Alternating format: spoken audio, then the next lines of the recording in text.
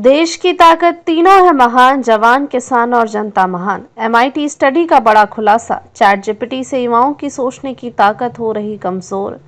रचनात्मकता और स्मृति पर खतरा। आर्टिफिशियल इंटेलिजेंस AI के दौर में चैट जीपीटी जैसे टूल्स ने जहां इंसानी काम को आसान बना दिया है, वहीं अब एक नई रिसर्च ने इस सुविधा के खतरनाक दुष्परिणाम भी उजागर कर दिए हैं। अमेरिका की प्रतिष्ठित MIT मीडिया लैब द्वारा किए गए ताज़ा अध्ययन में यह साफ हुआ है कि चैट जीपीटी का अत्यधिक उपयोग युवाओं के दिमाग पर गहरा नकारात्मक असर डाल सकता है।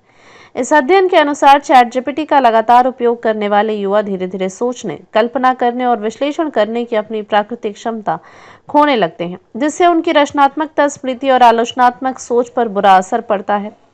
क्या कहता है MIT का अध्ययन? इस अध्ययन में बोस्टन क्षेत्र के 18 से 39 आयु वर्ग के 54 लोगों को 3 समूहों में बांटा गया। पहला समूह चैट जीपीटी का उपयोग कर निबंध लिखने वाला, दूसरा समूह केवल गूगल सर्च का उपयोग, तीसरा समूह बिना किसी डिजिटल सहायता के निबंध लिखने वाला। सभी प्रतिभागियों को कई निबंध लिखने को कहा गया और उनकी मस्तिष्क गतिविधियों को EEG इलेक्ट्रोएन्सेफेलोग्राम के माध्यम से रिकॉर्ड किया गया। चौंकाने वाले निष्कर्ष, चैट जीपीटी उपयोग करने वाले प्रतिभागियों में मस्तिष्क की गतिविधि सबसे कम पाई गई। उन्होंने लगातार कम मेहनत से काम लेना शुरू किया और जैसे जैसे अध्ययन आगे बढ़ा, वे कॉपी पेस्ट पर निर्भर होते चले गए। ये प्रतिभागी अपना लिखा हुआ याद भी नहीं रख पाए, जो इस बात का संकेत है कि जानकारी को उनके मस्तिष्क ने गहराई से आत्मसात नहीं किया। चैट जीपीटी से सोचने की ताकत को कैसे नुकसान होता है?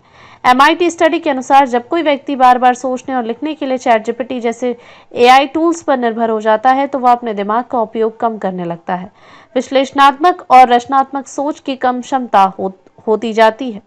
वह सिर्फ AI से प्राप्त उत्तरों को कॉपी पेस्ट करने की आदत में पड़ जाता है। धीरे धीरे उसकी आत्मनिर्भरता और मौलिक सोच खत्म हो जाती है।